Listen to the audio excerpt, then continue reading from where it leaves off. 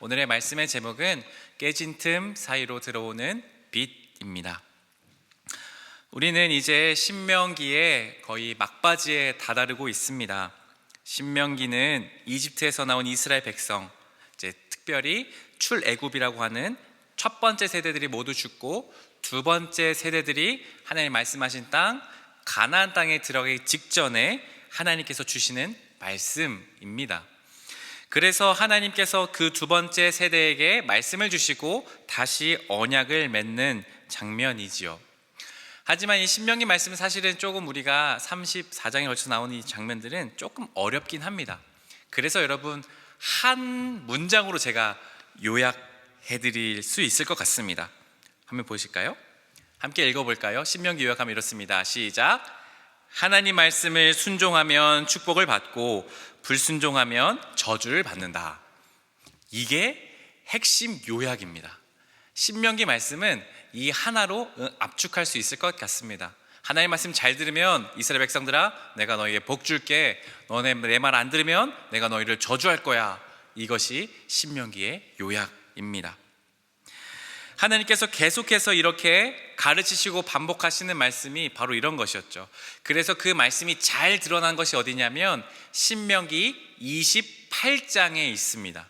그래서 신명기 28장 1절과 그리고 15절을 제가 화면을 보면서 말씀을 봉독해 드리겠습니다. 한번 눈으로 읽어보세요. 당신들의 하나님의 말씀을 귀담아 듣고 내가 오늘 당신들에게 명한 그 모든 명령을 주의 깊게 지키면 주 당신들의 하나님이 당신들을 세상의 모든 민족 위에 뛰어나게 하실 것입니다. 15절입니다. 그러나 당신들이 주 당신들의 하나님의 말씀을 듣지 않고 또 내가 오늘 당신들에게 명한 모든 명령과 규례를 지키지 않으면 다음과 같은 온갖 저주가 당신들에게 닥쳐올 것입니다. 아멘. 여러분 신명기 28장은 총 68절까지 있는데요, 1절부터 14절까지가 축복의 내용입니다. 너네가 말씀 잘 들으면 내가 들어가도 복을 받고 나가도 복을 받고 들에서도 복을 받고 머리가 되고 꼬리가 되지 않고 그렇게 복을 주신다고 하나님이 14절에 걸쳐서 축복하세요. 근데 15절을 딱 하면서 하나님이 이제 너네 내 말 안 들으면 저주할 거야. 근데 저주의 말씀이 몇 구절일까요?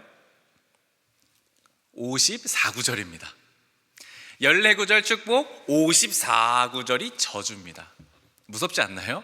하나님 말씀 안 들으면 저주 내용이 훨씬 더 많습니다. 왜 그럴까요? 하나님이 마치 이스라엘 백성 협박하시듯이요, 여러분 체벌이 더 무서워서 우리가 그 나쁜 짓을 안 하듯이 하나님이 저주를 훨씬 길게 말씀하세요. 야, 너네 내 말 안 들으면 진짜 벌한다. 너네 나가도 저주받고 들어가도 저주받고 니네 농사해도 다 안 될 거고 너네가 모든 민족들에서 너희가 흩어질 거야. 막 여러 가지 저주를 54개 구절을 통해서 말씀하세요. 이 말씀은 왜 이렇게 강조하시고 또 강조하시냐면 하나님은 앞으로 이 신명기의 이 말씀, 이 요약의 내용들을 그대로 앞으로 이스라엘 백성들에게 쭉 적용하실 것이기 때문입니다. 그래서 신명기 이후에 여호수아, 또 사사기, 룻기, 사무엘상하, 열왕기상하에 쭉 보시면요, 여러분 이 말씀으로 요약할 수 있어요. 하나님 말씀 잘 들으면 복 받았고요, 말씀 안 들으면 저주 받아서 이스라엘 멸망한다. 이게 계속 이어집니다. 그래서 하나님이요 신명기 이 계속해서 긴 말씀 동안 계속 강조하시는 건 이거예요. 내 말 잘 들으면 축복받고 안 들으면 저주 받는다. 그런데 질문 하나 해볼까요? 여러분 이 말씀이 신명기의 이 말씀이 지금 수천 년이 지난 지금도 우리의 삶에 동일하게 적용이 될까요? 안 될까요? 대답 안 하실 줄 알고 미리 섭외했죠. 시영아, 이 말씀이 우리의 삶에 동일하게 적용될까 안 될까? 모르겠어요? 그럼 하나님 말씀 안 믿는 건가요?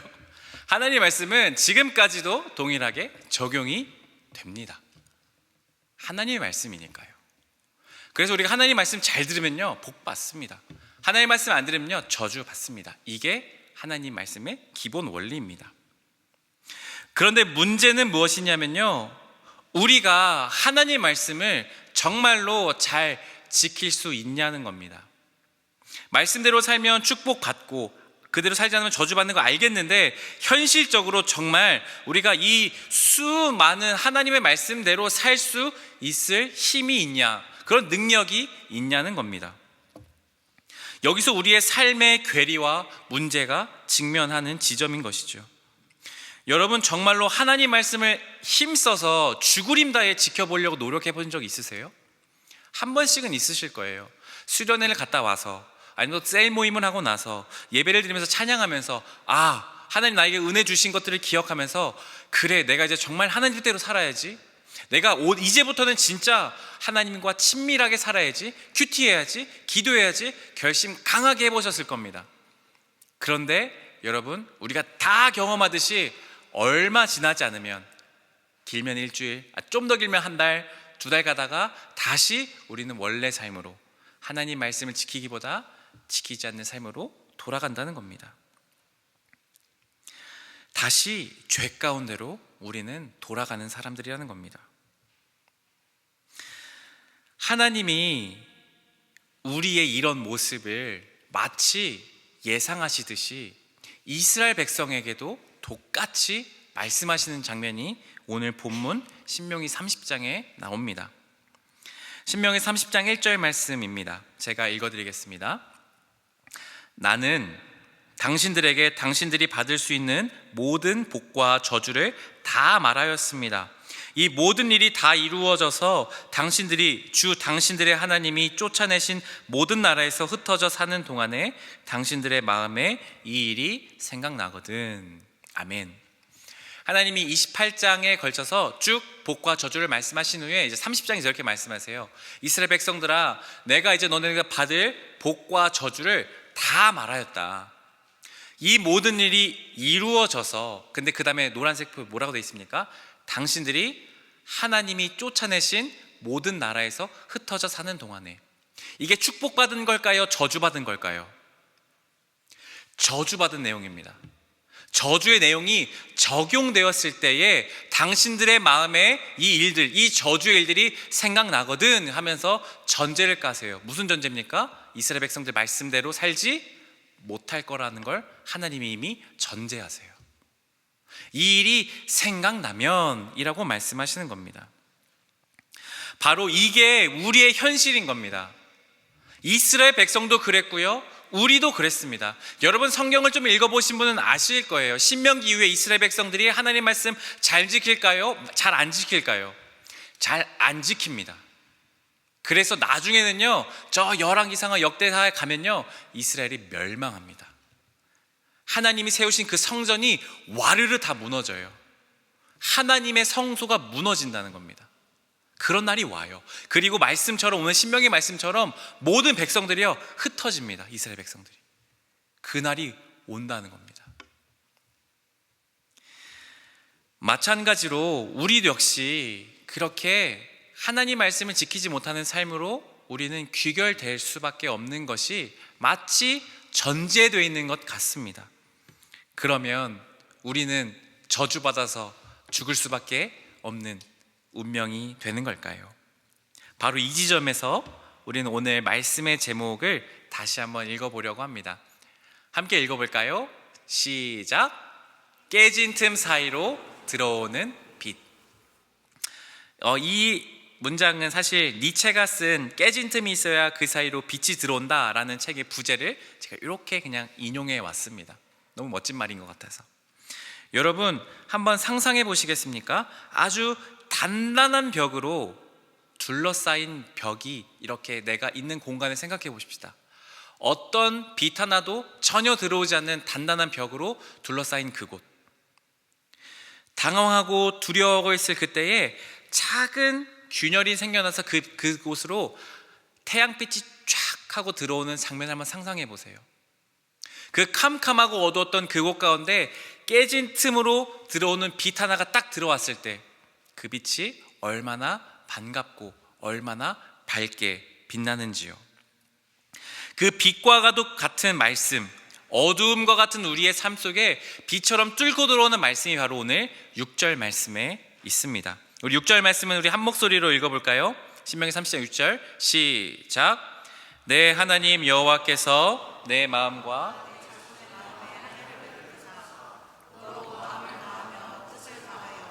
내 하나님 여호와를 사랑하게 하사 너로 생명을 얻게 하실 것이며. 아멘. 이 말씀을 좀 띄워놔 주세요. 하나님의 말씀대로 살려고 하지만 지키지 못하는 이스라엘 백성에게 하나님이 주시는 말씀이에요. 네 하나님 여호와께서 내 마음과 내 자손의 마음에 할례를 베푸사 너로 마음 다해 뜻 다해 내 하나님 여호와를 사랑하게 하사라고 말합니다. 여러분, 지금까지 우리가 들어왔던 하나님의 말씀의 원리랑 조금 달라요. 아니, 많이 다릅니다. 무엇이 다른 줄 아세요? 지금까지는 시내산 1세대들이 맺었던 시내산 언약도 그랬고, 지금까지 이스라엘 백성들이 들었던 지금 말씀도 그렇고, 너네가 잘하면, 너네들이 말씀을 잘 지키면 내가 복 줄게, 너네들이 못 지키면 저주할 거야. 근데 이 30장 6절에 뭐라고 말씀하시냐면요, 하나님 여호와께서, 내가 아니라 하나님께서 마음에 할례를 베푸사 하나님을 사랑하도록 만들어 주신다는 겁니다. 이게 차이점이에요. 너무나 큰 차이점입니다. 지금까지는 내가 그 말씀을 지키려고 애써야 됐고 하나님을 사랑하려고 애써야 되겠지만, 하나님이 뭐라고 말씀하시냐면 내 하나님 여호와를 너희가 사랑하게 해주겠다, 너희의 마음에 할례를 베풀어서 너희가 그렇게 만들어지게 하겠다, 너희로 생명을 얻게 하겠다, 주님이 말씀하십니다.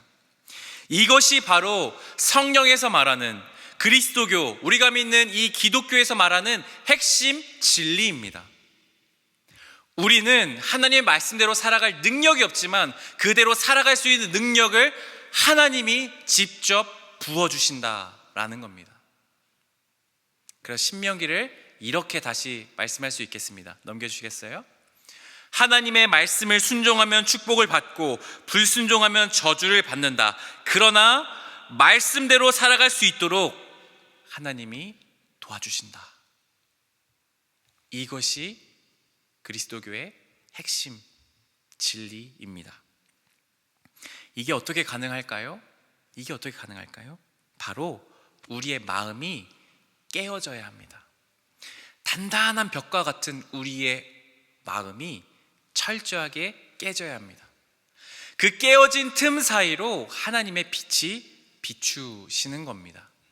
바로 그때에 우리가 그 빛을 통해 하나님의 말씀대로 살아갈 수 있는 것입니다. 신명기 30장 1절과 2절 말씀 제가 다시 한번 읽어드릴게요. 나는 당신들에게 당신들이 받을 수 있는 모든 복과 저주를 다 말하였습니다. 이 모든 일이 다 이루어져서 당신들이 당신들의 하나님이 쫓아내신 모든 나라에 흩어져서 사는 동안에 당신들의 마음에 이 일이 생각나거든 당신들과 당신들의 자손은 당신들의 하나님께로 돌아와서 마음을 다하고 정성을 다하여 오늘 내가 당신들에게 명령한 주님의 모든 말씀을 순종하십시오. 아멘. 바로 하나님의 말씀을 살려고 애쓰고 수고하고 열심을 다해보는 겁니다. 여러분, 그렇게 해봐야 돼요. 그렇게 해보지 않는 사람은 이런 깨어짐을 모릅니다. 정말 죽도록 내가 하나님의 말씀을 살기 위해서 발버둥 쳐본 사람만이 나는 안 되는구나, 그걸 깨닫는 거예요. 그리고 1절 말씀처럼 흩어짐을 경험하고 하나님의 아픔을 경험하는 겁니다. 그리고 나서 2절 말씀처럼 다시 하나님께, 바로 그렇게 내가 깨어졌을 때에, 흩어졌을 때에, 저주를 받았을 때에, 내가 할 수 없구나를 깨달았을 때에 하나님께 다시 돌아와서 하나님, 난 할 수 없습니다. 하나님, 내가 주님 말씀대로 살기 원합니다. 바로 그때에 하나님께서 우리에게 그때 역사하기 시작하는 겁니다. 화면을 보여주시겠어요? 종교개혁을 일으켰던 마틴 루터라는 유명한 신학자입니다. 이 마틴 루터라는 사람은 중세시대에 수도사로 살았습니다. 평생을 수도원에 갇혀서 하나님께 예배하고 기도하고 또 교수로서 가르치는 일을 평생 했던 사람들입니다. 근데 여러분, 마틴 루터가 어떤 고민이 하나 있었는데요. 무엇이냐면 하나님 말씀대로 잘 살고 싶었습니다. 하나님 말씀을 다 잘 지키고 싶었습니다. 근데 그게 안 되더라는 거예요. 수도원 생활을 하면 여러분 새벽 2시나 3시에 일어납니다. 그러면 그때 일어나서 하는 일이 뭐냐면 정돈하고요, 기도회를 합니다. 1시간 정도 기도회하고요, 또 청소하고 아침 식사하고 다시 정돈한 다음에 예배드립니다. 그리고 다시 또 정돈하고요, 또 밥 먹고 예배드리고 기도합니다. 이게 반복하는 게 수도원의 생활이에요. 근데 루터는 가르치는 일도 해야 됐기 때문에 하루에 정해진 기도 시간을 다 채우지 못했다라는 겁니다. 그러니까 루터는 쉬는 시간만 있으면 그 채우지 못한 기도 시간을 막 채우려고 기도했다는 거예요. 하나님, 이렇게 막 제가 그렇게 기도 시간 못 채워서 죄송합니다. 그 생각나는 모든 죄악들을 계속해서 회개했다는 겁니다. 하나님, 제가 음란한 생각이 떠나지 않습니다. 제가 용서해 주십시오. 제가 음란한 생각을 했습니다. 용서해 주십시오. 계속 기도하고 회개하고 또 회개해도 또 음란한 생각이 또 떠오른다는 거예요. 그런 죄의 압박감, 그런 깨어짐의 경험들이 계속해서 루터에게 있었습니다. 그렇자 하나님의 빛이 점차 들어오기 시작했습니다. 그래서 아주 유명한 일화 중에 하나가 바로 탑의 경험이라는 그 경험이 있습니다. 한 높은 탑에서 그렇게 죄의식에 쩔어서 하나님께 내가 어떻게 할 수 없어서 도저히 내가 아무것도 할 수 없다는 것을 깨달았고 기도할 때에 하나님의 말씀이 새롭게 조명되고 비춰지기 시작했어요. 로마서 말씀을 통해. 그때 무엇을 깨달았냐면 나의 힘으로는 하나님 말씀대로 살 수가 없구나. 하나님이 나를 도와주셔야만 내가 이 말씀대로 지키고 하나님과 가까이 할 수 있는 삶을 살 수 있구나. 이게 복음이구나 라는 것을 깨달았다는 거예요. 그래서 여러분 나온 게 바로 종교개혁이에요. 그래서 우리가 믿고 있는 개신교가 시작된 것이죠. 오직 믿음으로, 오직 복음으로, 하나님의 은혜로, 그런 종교개혁의 구호를 외치면서 시작됐던 게 루터의 그 탑의 경험부터 시작됐던 겁니다. 깨어진 틈부터. 또 하나 살펴볼까요? 시편에 다윗이라는 사람이 구약 성경에 나옵니다. 시편에 많은 것들을 작성했고 하나님 마음에 합한 사람, 하나님 마음에 쏙 들었던 사람이라고 기록될 만큼 아주 유명한 사람이 바로 다윗입니다. 근데 그 다윗이 왕이 되었을 때요, 어떤 일이 있었는지 아세요? 전쟁이 한창이던 어느 날 왕궁을 다윗 왕이 이렇게 거닐고 있었습니다. 그런데 저 멀리 밤에 어떤 한 여인이 눈에 들어왔어요. 목욕하고 있는. 너무 아름답다는 겁니다. 그래서 사람을 시켜서 그 여인을 불러와요. 그리고 성관계를 맺습니다. 그리고 집으로 돌려보냈어요. 근데 그게 알고 보니까 자신의 부하, 장군이었던 우리아라는 사람의 아내였던 겁니다. 임자가 있는 사람의 아내를 취한 것이죠. 큰 죄악입니다. 다윗이 어떻게 했는 줄 아세요? 우리아를 불러요. 우리아를 불러서 그냥 빨리 쉬게 합니다. 우리아의 아내와 함께 다시 성관계를 맺도록, 동침하도록 집으로 돌려보내요. 왜냐하면 우리아의 아내가 임신했거든요. 그래서 우리아가 그냥 그 아내와 성관계를 맺으면 임신하면 그 우리아의 장군의 아들이라고 생각하겠지, 딸이라고 생각하겠지, 머리를 쓴 겁니다. 근데 우리아의 장군이요, 내 부하들은 저 전쟁터에서 죽어가고 있는데 내가 어떻게 감히 편하게 누워서 자겠느냐 하고 성관계를 맺지 않아요. 다윗이 어떻게 했는지 아세요? 몰래 전가를 보내서 우리아를 최전방에 보내버려요. 제일 앞에 나가서 싸우도록 명령을 내려요. 우리아가 어떻게 됐습니까? 그곳에서 죽습니다. 이게 다윗이 한 일이에요. 임자가 있는 사람의 여자를 취하고 그것들을 감추기 위해 온갖 더럽고 추악한 일을 했던 것이 바로 다윗입니다. 하나님이요, 그걸 가만두지 않으셨어요. 나단이라는 선지자를 보내셔서 그 죄를 정확하게 지적합니다. 다윗 왕이시여, 당신은 죄를 지었습니다. 그때의 다윗이 마음이 깨어졌어요.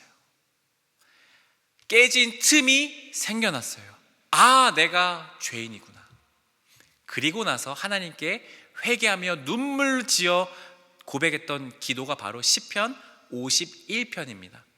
그 중에 7절 말씀을 제가 읽어드리겠습니다. 하나님께서 원하시는 재물은 깨어진 마음입니다.